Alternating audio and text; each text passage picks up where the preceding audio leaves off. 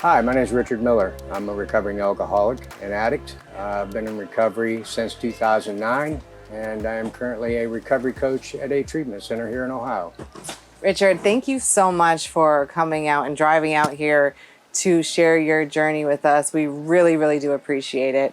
All right, so let's kind of get started right at the beginning of your life. So we'll talk about childhood. Can you tell me what it was like? Did you grow up with both your parents? Okay. Did you experience trauma? Any siblings? That kind of thing. Okay. Growing up, I was born and raised in Detroit, Michigan. My mom and dad were married at the time. Both alcoholics, both drug addicts. Violent upbringing. There was constant abuse. My dad was a very large man. My mom was very tiny. So it was regular to have the cops there or have dad in jail. I was also abused by him physically. She divorced him, remarried. My stepfather, who brought two older brothers into the house. Again, alcoholics, very dysfunctional. Stepdad brought in three kids. Two of the older brothers sexually abused me and my sister for approximately 8 or 9 years. That was also physically violent. And so my behavior was erratic. I was acting out, doing things I shouldn't be doing. Started dabbling a little bit with the drugs because they were bringing them in, the older brothers, a little marijuana, a little alcohol here and there, nothing serious yet. It didn't really get serious until probably the age of 12. That's when I started drinking on a weekend basis. I was smoking pot on a daily basis. By the time I was 13, I was already eating sheet, acid, whatever was coming along. Anything I could put in, I found real early that anything I could put in my system to get me outside of me was what I wanted. Because I didn't like the way I felt. I didn't like who I was. I have no self-esteem whatsoever, and I didn't feel loved in the environment that I was raised in. So then at 14, I had stole a car, and we had smashed through a police barricade at 120 mile an hour, six of us in the car. Fortunately, nobody got hurt. But what happened with that is my parents emancipated me. I came home from school the next day. Here's an emancipation paper. Get out of our house. You're not taking clothes. You're not taking nothing. You're gone.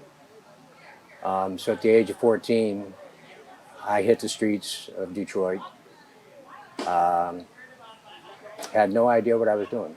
I was completely devastated because the people that were supposed to love me and help me had just thrown me away like a piece of trash. So I ran into a kid that night, and he introduced me to IV heroin and cocaine. And I fell in love. For the next 2 years, well, I'll get there. So when that happened, I had to come up with money in order to support my habit. He also introduced me to a way of doing that. I became a male prostitute at the age of 14. Wow. And was selling myself to the highest bidder on the street. And at that age, I was getting a lot of money, a lot of attention from these older gentlemen.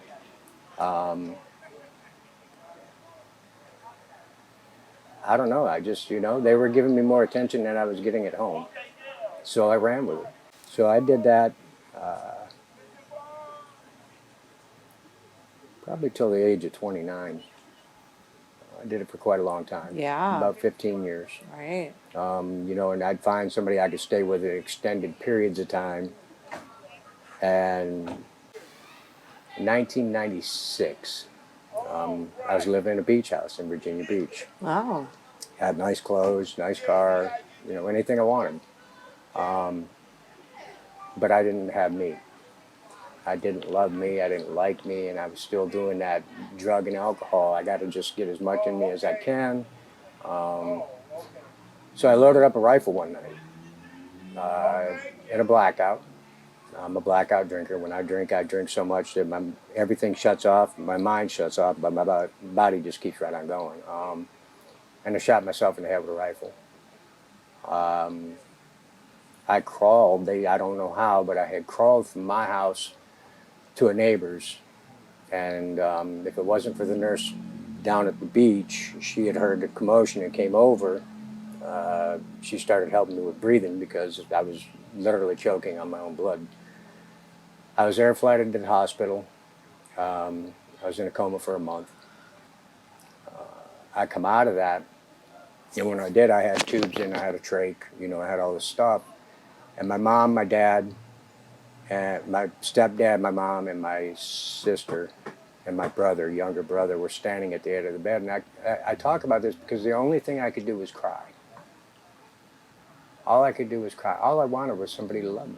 Yeah. All I wanted was somebody to support me, to be, there for me. And it took that to actually get their attention.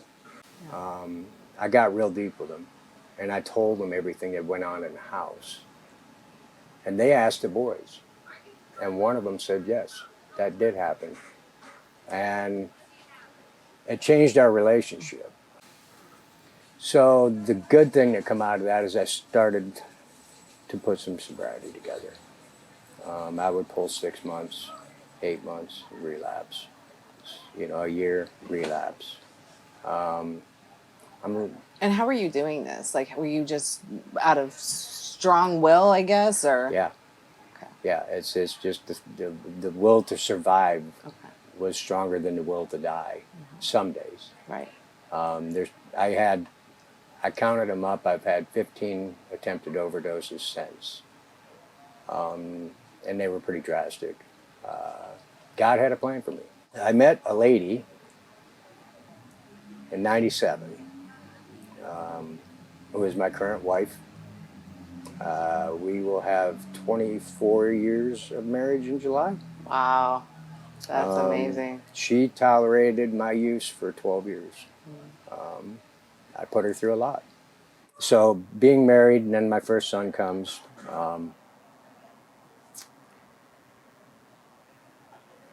He came, she was pregnant for my daughter. And in the process of doing that, I went to the beach to hang out and party with my dudes. And the park ranger pulled me over, a federal officer, park ranger, pulled me over on the beach and was going to give me a DUI. Well, I decided I was going to fight him. I was in a blackout.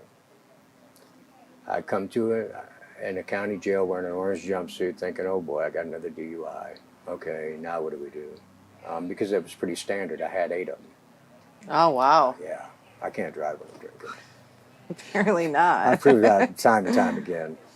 But I come to in a county jail and was told that I was looking at attempted murder on a federal officer. Oh. I was like, oh shoot, oh shit. I've done it this time, federal too. It ended up getting dropped to an aggravated assault on a federal officer. I did 18 months. But I missed the birth of my daughter, her first steps, her first words, all that stuff.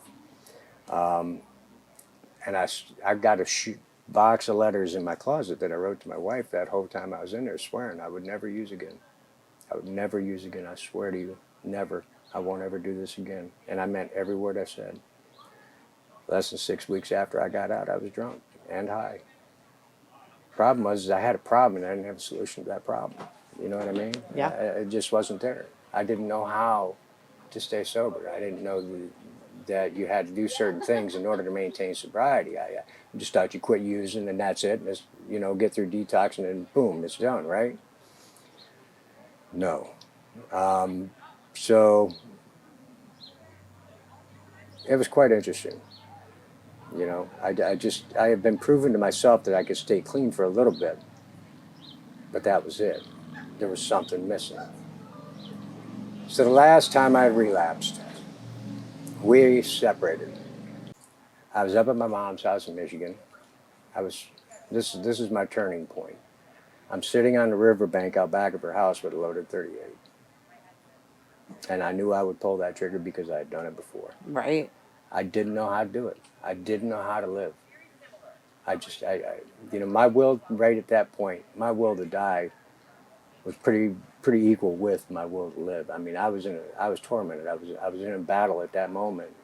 Am I going to live or am I going to die? What do I want to do? How am I going to do this? I had no answers, none.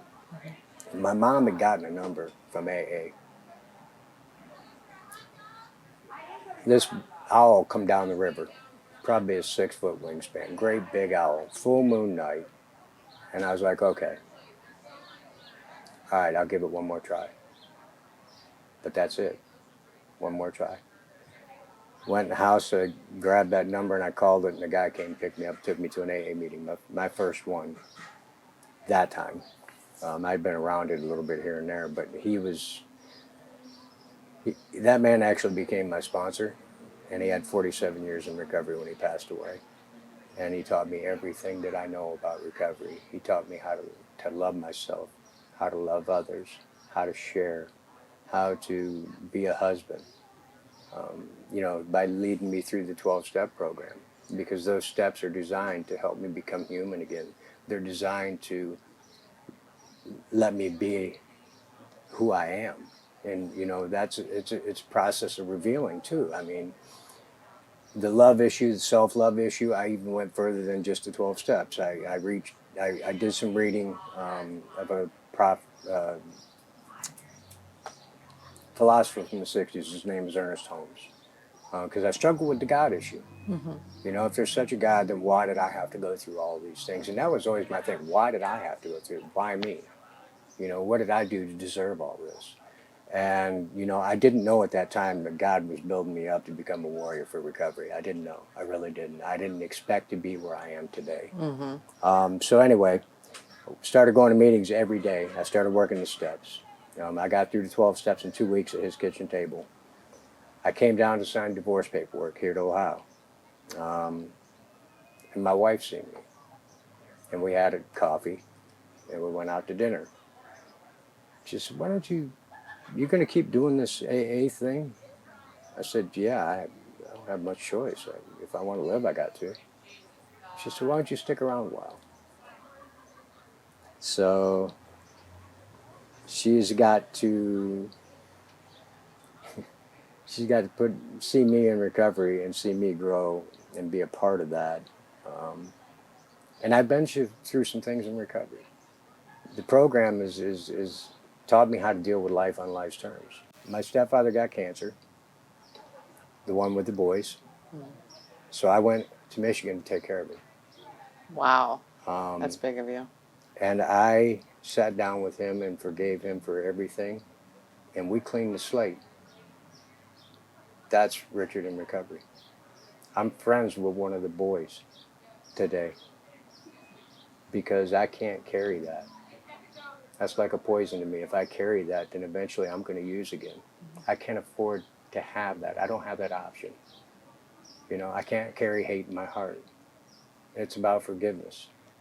It's about forgiveness. It's about love.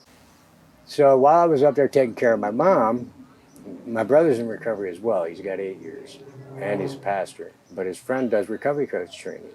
So I said, hey. He says, you want to do this? I said, I ain't got the money for that. He says, no, it's free. It's a friend of mine.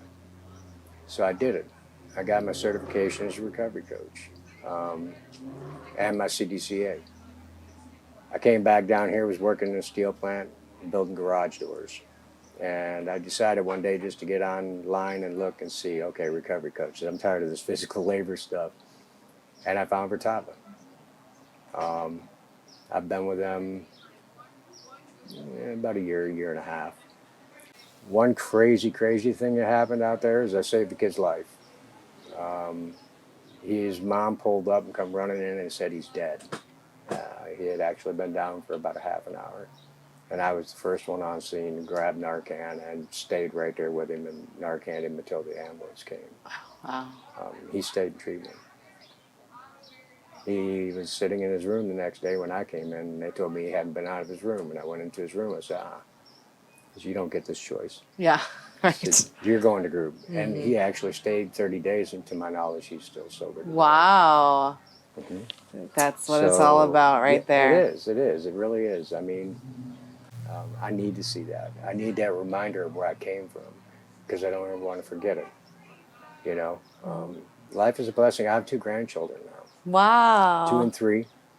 I am their entire world. So cool. They, as soon as I hit the house, they're on me. It's papa, papa, papa. And it's amazing to be able to be that. Today my life is It's beautiful. It sounds beautiful. No matter how bad it gets, it's good. You know? Yeah. All I got to do is remember one thing. Put my recovery first. Focus on this right here, what's in front of me. Put my recovery first. All this other stuff, it all falls into place. All I got to do is stay sober. It's amazing. That's true. It's That's amazing very how true. that It happens. really is. You know, because for me, I've proved the theory. Yeah. Focus on your recovery. That's what Victor used to tell me. Focus on your recovery. And when I do, all that other stuff falls into place. I've been sober as long as I have because I work the steps. I go to meetings. I sponsor people. I work with others. And then, you know, one thing I needed to get right off the top was Vertava Health is not my recovery. Working with others at Vertava is not going to keep me sober. I got my job and I got my recovery. They're separate. Very different, right? So, you know, I don't have suicidal thoughts anymore. My medication finally got figured out. It's amazing when you stop using drugs and alcohol and that the medication actually starts to work and they can actually diagnose you correctly. Because all them years of, you know, trying to get the mental health medications right, well, I was drinking and using. It's not gonna be right.